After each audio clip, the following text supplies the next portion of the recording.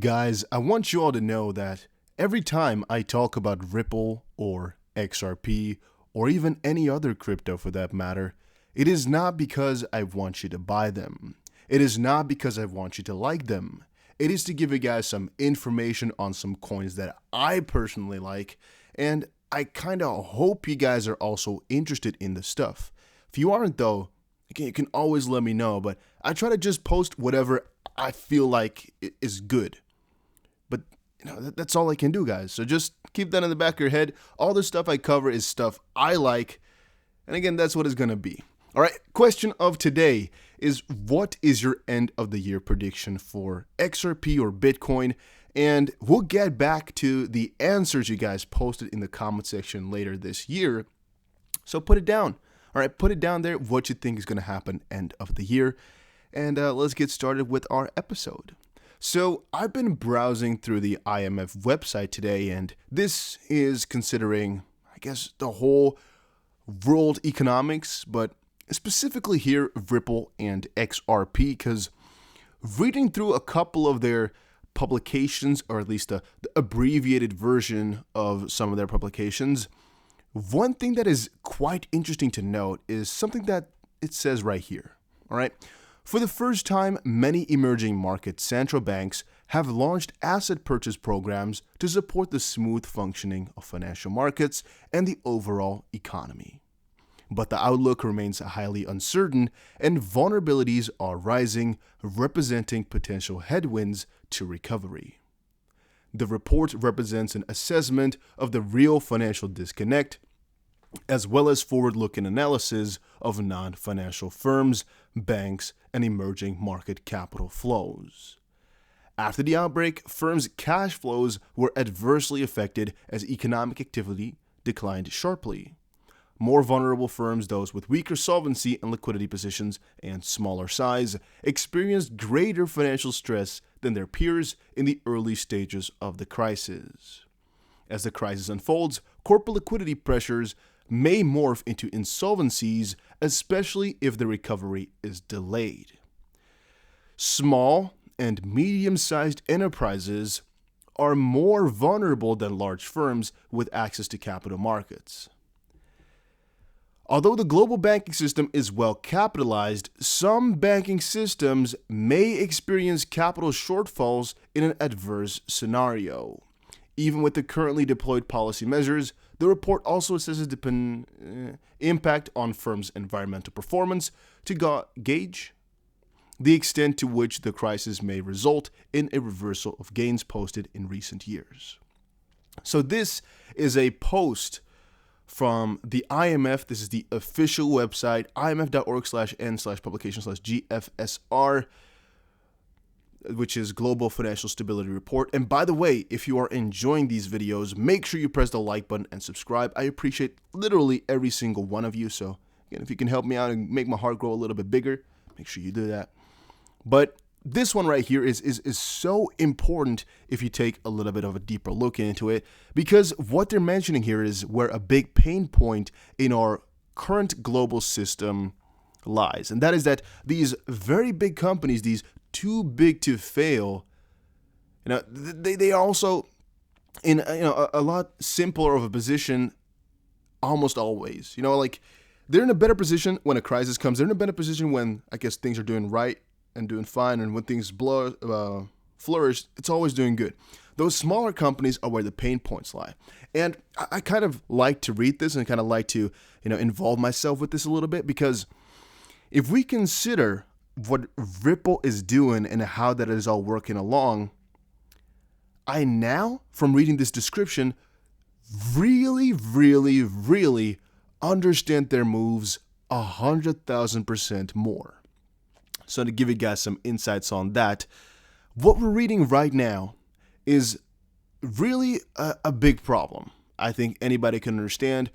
Companies, small to medium enterprises, getting insolvent or anything along those lines is always a bad thing. Take a little step back though, all right? Go dig a little bit in your memory. What we notice is that if we take a look at XRP liquidity, or actually we should just say XRP audio volume, at one point in the past, it went down significantly. A lot of people were wondering why. So Ripple came out with a statement, and I don't have that one open anymore, but it just said something along the lines of, we have changed our priorities. We have gone to these small to medium enterprises where we at first were going for these behemoths, which is kind of one-way channels, just a small amount of people with high volume. They've changed to a huge amount of people with lower volume, if you guys get me. A small amount of people with high volume to low amount of people with low volume, overall, affecting more people, individuals, if you guys get me right there. Hopefully I explained that right. If I didn't, let me know, but I try, all right? Now, what this report kind of says, what the description reads here, is literally where the biggest pain points lie. And at first, I was always confused as to why Ripple really made that switch all of a sudden. Right now, after a while, we found out that there's some liquidity issues with Ripple themselves as well. But reading through this, I can finally connect why Ripple thinks these SMEs are what they got to focus on. Think about this. This report is made in October, right? This came out back then. These guys, Ripple, have known this for months, and they've been doing that. And it's because literally that's the biggest pain points. I mean, logical to a certain degree, yes, but there's more often been talks about these too big to fail companies having, bigger problems, and the banks having bigger problems and stuff like that. So why wouldn't they help those or go for those? I mean, they always called in XRP the banker coin, but no, they're going for small to medium enterprises and e-commerce types of situations. Why?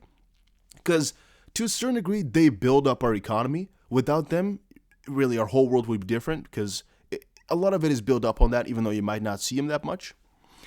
And also the fact that these guys are going to be the too big to fail companies of tomorrow, right? And the thing is, we got to support them, get them through this hoop before they can really start emerging and growing. And another big problem with that was liquidity. And literally all the problems we just read about, Ripple's fixing. One is, not being able to transfer money quick enough or easy enough. Second was not having enough liquidity yourself. Which again, Ripple through the lending feature is going to be helping out. Literally all the points you can think of, Ripple's trying to fix, which was definitely interesting to me. They're more vulnerable than large firms with access to capital markets. Well, theoretically speaking, through Ripple, they're also getting themselves kind of a head start with all of that. Getting access to capital markets that way. Pretty interesting. And again, we don't know what type of lending features we'll be rolling out. In this case, it is just a borrowing for transactions, but maybe eventually they'll get to more. We don't know, but they have to focus on this, and reading through this, they also know about this, right? They also know, they most likely have also talked with the guys that wrote this, so it's not like they don't know, but yeah, it's pretty damn big. Benoit Couret reviews BIS plan for CBDC trial starting in 2020. How things have changed since spring of 2019, when Augustin Courtin, general manager of the Bank of International Settlements, was issuing his latest warning over the need for caution when considering CBDCs. And I find that so fascinating as well, how much has changed in just the last 6 months. Can you guys even consider about a year ago, about a year and a half ago, there was almost no talk of CBDC certainty. There were some instances here and there, but a lot of talk was about Libra and things of that nature, but not that much was of like, yeah, we're definitely going to get CBDCs going, or we're working on it. It was all like, maybe sometime in the future we'll consider something along those lines.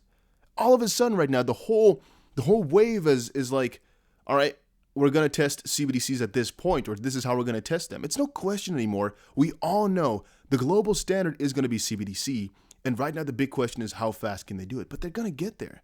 It's no question anymore. This one we just showed. Why is PayPal looking for crypto companies to acquire just days after announcing support for Bitcoin? I think this one is very obvious, but it is. PayPal is looking to increase their market. Right now, they just got a small part of the financial market locked, and if they can also lock into this emerging tech, this stuff that's going to get really, really popular, they're of course getting themselves a lot more room for growth by getting all the crypto people onto there as well. At least that's what they hope. And by acquiring a couple of those companies, they can really expand a little bit more and really become more of a centralized unit for crypto stuff as well. For years, JP Morgan was skeptical of Bitcoin Now the bank's analysts say its value could triple, challenge gold. It's the wave. Honestly speaking, guys, this is the wave that always happens and that we all kind of expected to happen. First, they're against it. Then they will consider it, and then they're all for it. That's how it's going to happen. Eventually, in a very short while here, these guys are going to be pushing crypto like crazy on top of everybody. Even if they create their own JPM coin or whatever, eventually they'll really be too involved. You'll notice. It's really around the corner. And then Harvest Finance token plummets 65% after attacks SAP's DeFi site of TVL. A possible exploit in decentralized finance protocol Harvest Finance has sent the platform's native token Farm tumbling by 65% in less than an hour, according to CoinGecko. It's pretty damn crazy, guys, but yes, it did happen. Damn. DevOps fan said, some info on a developing Harvest Finance exploit, 24 million exploited, 2.5 million sent back to deployer, a hacker cashed out almost all of it via Ren BTC and Tornado in the last 1 hour, and we see a portfolio here with 600,000 in there. I don't know exactly what the picture is supposed to mean or what that one is for, but I guess I don't really care. It's about the idea that this is going around right now. I'm not too involved with DeFi anyway. Do you guys think I should? You know what? Let me know in the comments down below. I think that was it for today. Hopefully you all enjoyed it. I got another one coming straight up, but it's a completely different topic, so you know, we'll make it in another video. But take care, guys, and make sure you, by the way, follow the Growth Masters Academy. A link is in the description below. Follow it, all right? I'm going to be sharing a lot of cool things on there, so make sure you check it out, and I'll see you guys again in another crypto video.